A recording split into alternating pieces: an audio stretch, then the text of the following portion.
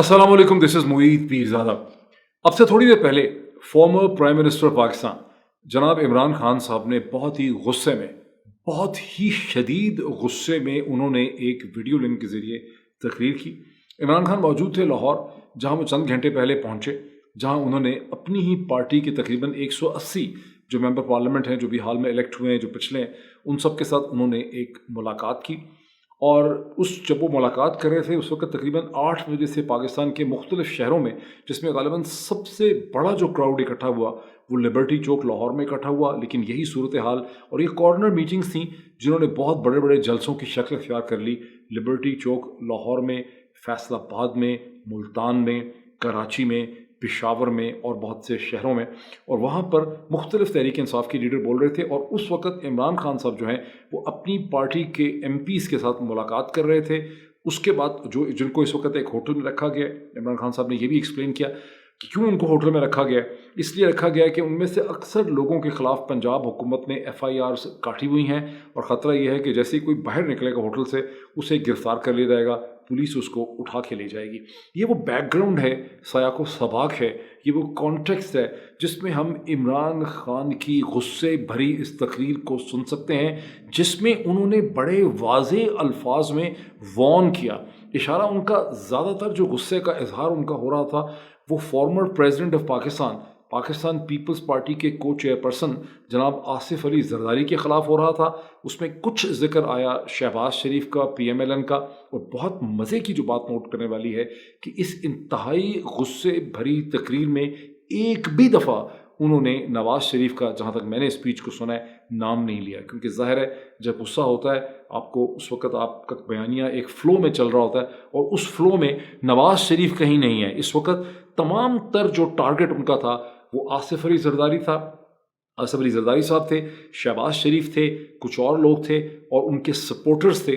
जो उन्होंने इशारा किया उनकी तरफ जो, और लेकिन बहुत खुल के नहीं किया। लेकिन ये क्लियर था कि वो समझते हैं कि 3 किस्म के एलिमेंट्स और अनासर इस वक्त ऐसे हैं जो पंजाब के अंदर कल जो चीफ मिनिस्टर का चुनाव होना है 22 तारीख को, जहां तहरीक इंसाफ को वाज़े अक्सरियत हासिल है, ना सिर्फ अक्सरियत हासिल है, ये अक्सरियत एक बहुत बड़े पब्लिक मैंडेट, बहुत बड़ी इलेक्टोरल एक्सरसाइज में, एक बहुत बड़े इलेक्शन में जो बिल्कुल एक जनरल इलेक्शन की तरह हुआ 17 जुलाई को, जिसके पीछे कम अज़ कम 3-4 हफ्ते की बड़ी ही शदीद पॉलिटिकल और बहुत बड़ी पॉलिटिकल मोबिलाइजेशन थी, जो पाकिस्तान की रीसेंट हिस्ट्री में शायद ही किसी जनरल इलेक्शन से बिल्कुल एक जनरल इलेक्शन की सूरत हाल थी। अब ये वो इमरान खान नहीं है जिसे 9 अप्रैल को निकाला गया था, उसके बाद वो एक प्रोटेस्ट की तकरीरें करता फिर रहा था। ये वो इमरान खान है जिसने दुनिया के सामने, पाकिस्तान के लोगों के सामने, मीडिया के सामने, अंग्रेज़ी अखबारात के सामने, पाकिस्तान के इदारे और इस्टेब्लिशमेंट सबके सामने ये साबित कर दिया है कि इस वक्त इस इमरान खान के पीछे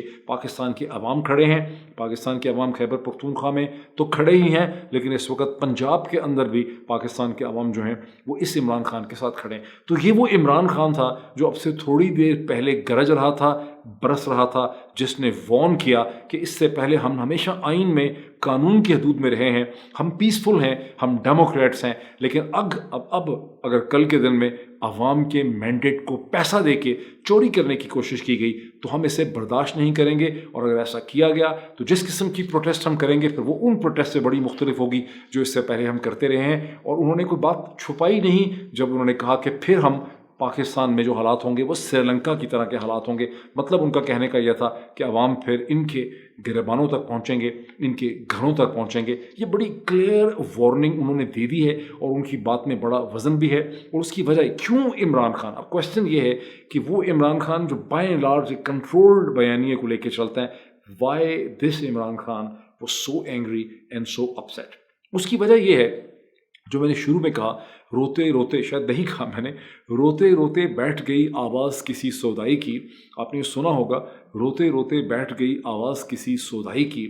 यानी गुज़िश्ता, आप अगर पाकिस्तान एक नॉर्मल कंट्री होता,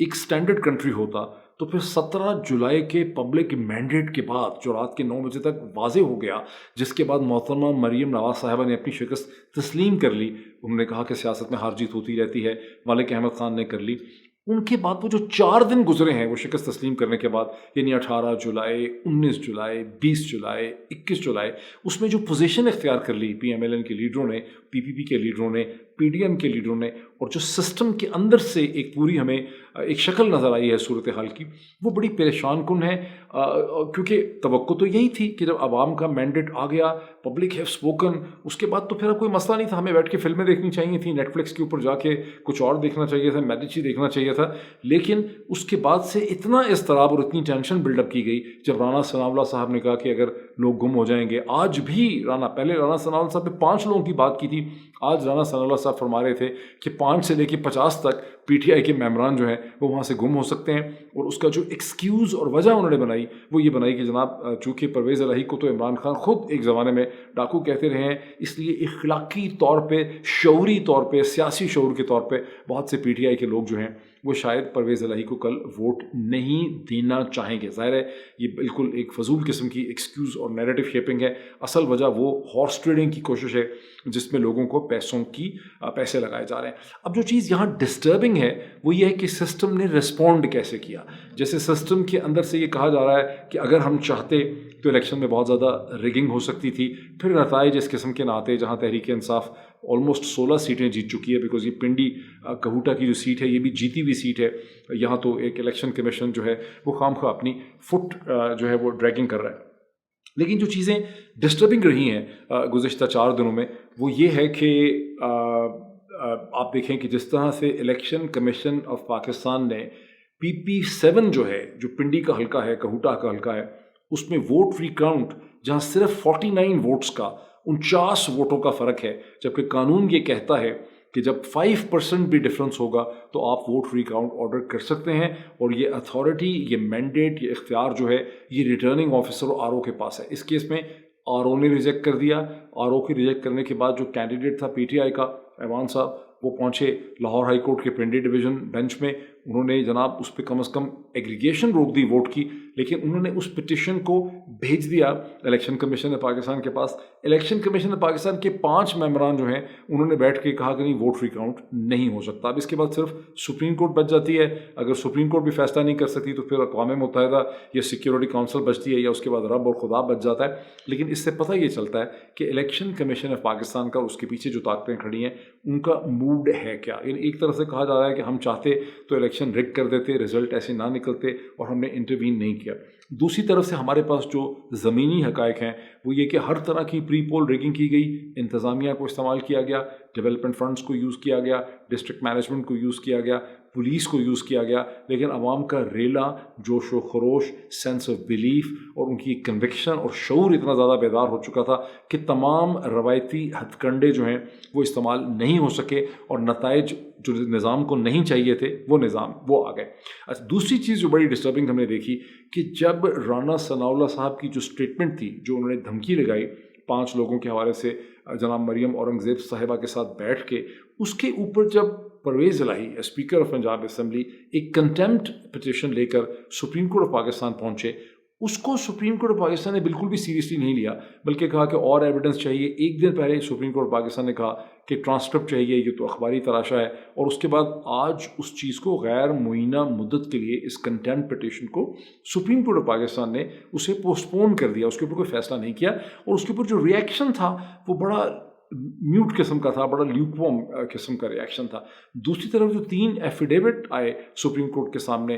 پنجاب کے ایم پیز کے، جہاں انہوں نے یہ لکھ کے دیا، اپنے سائن کر کے دیا کہ کس طرح سے انہیں 25 کروڑ روپے کی آفر کی گئی ہے عطا تاوڑہ صاحب کی طرف سے، کیسے ایک خاتون ایم پی جو ہیں پنجاب کی وہ انوالو تھیں، کیسے انہوں نے اپنے فون نمبر بتایا کہ ان فون نمبر پہ یہ کالز آئی ہیں، اسے بھی سپریم کورٹ آف پاکستان کو بہت زیادہ سیریسلی نہیں لیا۔ دونوں صورتوں سے کیا پتہ چلا کہ سپریم کورٹ آف پاکستان کو جو مورل آؤٹریج شو کرنا چاہیے تھا، وہ مورل آؤٹریج جو سپریم کورٹ آف پاکستان نے 9 اپریل کو شو کیا ڈپٹی اسپیکر قاسم سوری کے خلاف، وہ مورل آؤٹریج جو الیکشن کمیشن آف پاکستان نے ڈسکا کے ایک بائی الیکشن تھے اس میں شو کیا، اس مورل آؤٹریج کی جو ایبسنس نظر آئی ہے پاکستان کے سسٹم سے، وہ فیڈ کرتی ہے اس چیز کو کہ کل پنجاب کے اندر جو انتخابات ہونے ہیں، جو چناؤ ہونا ہے چیف منسٹر پنجاب کا، جہاں نارمل حالات میں پرویز الہی کو بڑی آسانی سے چیف منسٹر بن جانا چاہیے، یہ معاملہ کوئی اتنا سیدھا اور اتنا اسٹریٹ جو ہے یہ نہیں ہوگا، اور اس کے درمیان میں کوئی گھپلا، کوئی ان ایکسپیکٹڈ چیز ہو سکتی ہے، اور یہ ایکسپلین کرتی ہے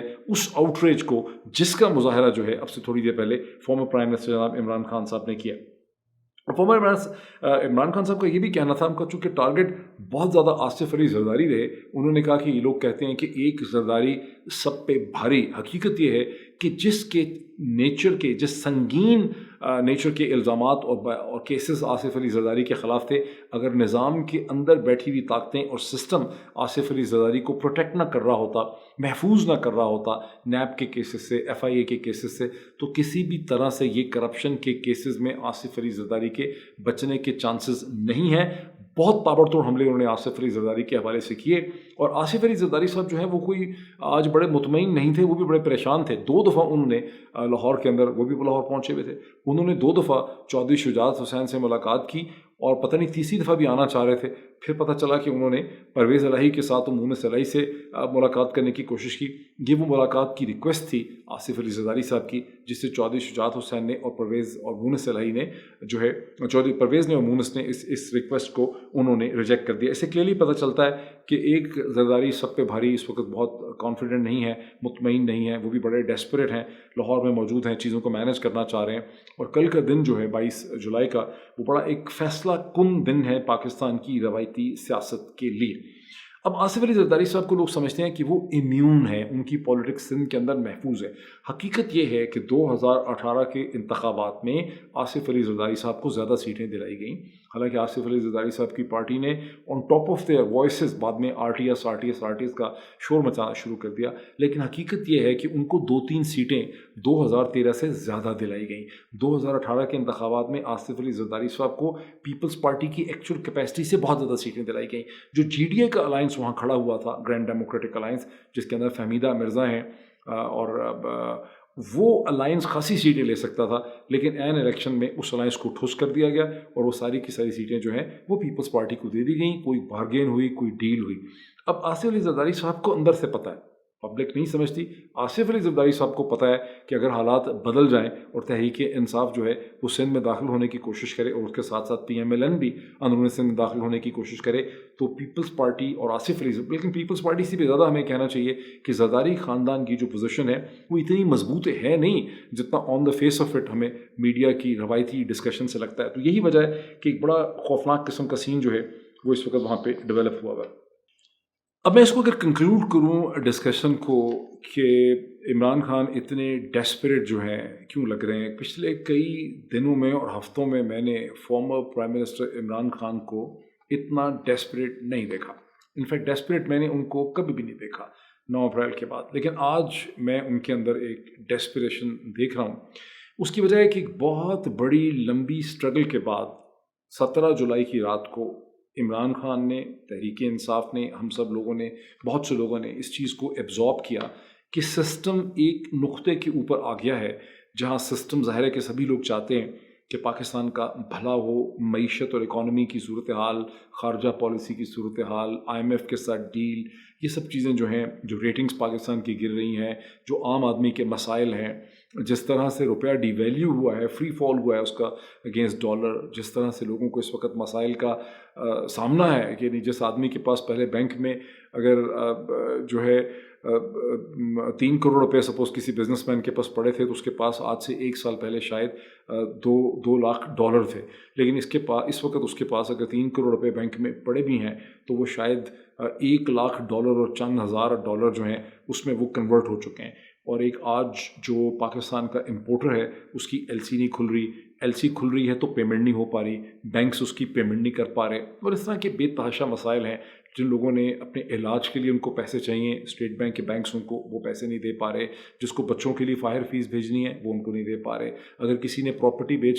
बेची है अपने बहन भाइयों को, ये फैमिली को बाहर पैसे भेजने, वो भेज नहीं पा रहा। तो ये सारे मसाइल जब सामने हैं तो ज़ाहिर है कि जो ज़िम्मेदार लोग हैं, अशराफियाँ हैं, उनको भी एहसास हो चुका होगा। ये वो फीलिंग है जो 17 जुलाई को जो एक साइ ऑफ रिलीफ लिया पाकिस्तान के लोगों ने कि देखें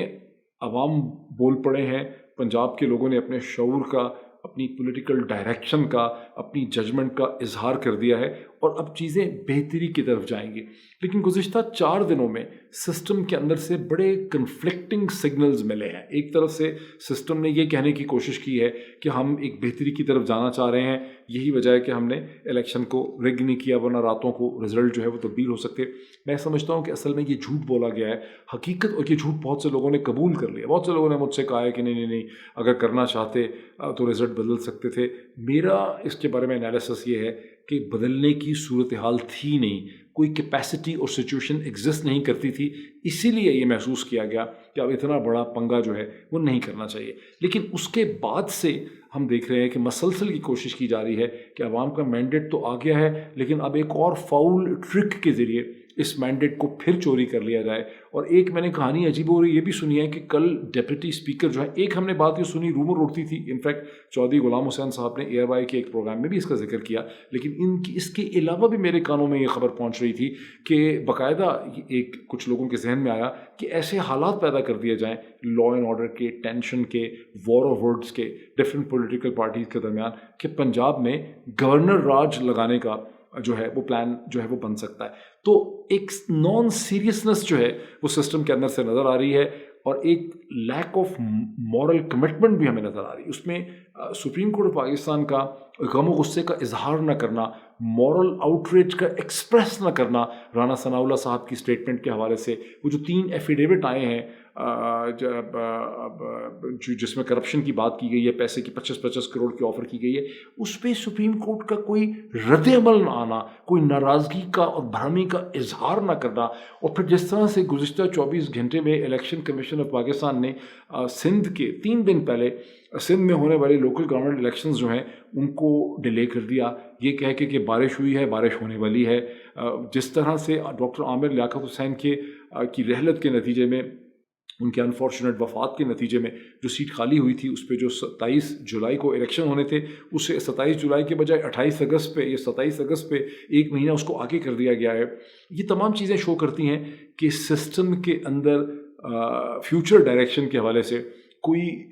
کمٹمنٹ نہیں ہے, کنفیوژن ہے. ابھی بھی حالات کو, واقعات کو بدلنے کی کوشش کی جا رہی ہے, پبلک مینڈیٹ کو چوری کرنے کی کوشش کی جا رہی ہے, ٹرکری کرنے کی, فراڈ کرنے کی کوشش کی جا رہی ہے, جس کی وجہ سے 17 جولائی کے بعد جو ہونا تو یہ چاہیے تھا کہ ایک ریلیکسیشن آ جاتی, سسٹم ایک نارملائزیشن کی طرف جانے لگ جاتا. اس کے باوجود ہم دوبارہ سے ایک ٹینشن بلڈ اپ ہوتے دیکھ رہے ہیں, ہیجان بلڈ اپ ہوتے ہوئے دیکھ رہے ہیں, اور ہمیں ایسا لگ رہا ہے کہ کل کا دن جو ہے اس میں ابھی بھی بڑی ایک غیر یقینی کی, انسرٹینٹی کی صورتحال ہے. ایک تھیری میں نے یہ سنی جسے کم از کم اظہر صدیق صاحب بہت سیریسلی لیتے ہیں, جو ایڈوکیٹ ہیں سپریم کورٹ آف پاکستان کے, تحریک انصاف کے بہت سے انہوں نے کیسز بھی کیے ہیں. انہوں نے غالباً آج ایک سول پٹیشن بھی سپریم کورٹ آف پاکستان میں اسی حوالے سے انہوں نے جو ہے موو کی ہے, اور وہ یہ کہتے ہیں کہ لاہور ہائی کورٹ کا جو ڈیسیجن تھا 30 جون 2022 کا, اور جو سپریم کورٹ آف پاکستان کا ڈیسیجن تھا 1 جولائی 2022 کا, اس میں ایک سیکنڈ پول کی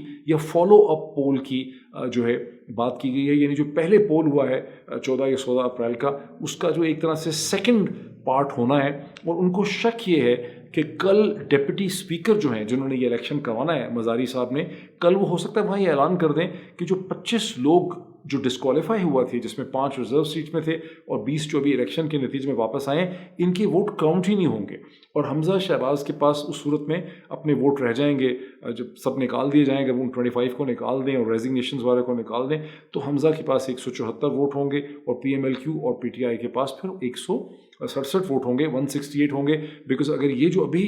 پی ٹی آئی کے 15 لوگ آئے ہیں, جو 5 لوگ نامینیٹ ہوئے ہیں, یہ جو 20 مزید سیٹیں آئی ہیں, جس کے نتیجے میں اس وقت پی ٹی آئی اور پی ایم ایل کیو کے پاس 188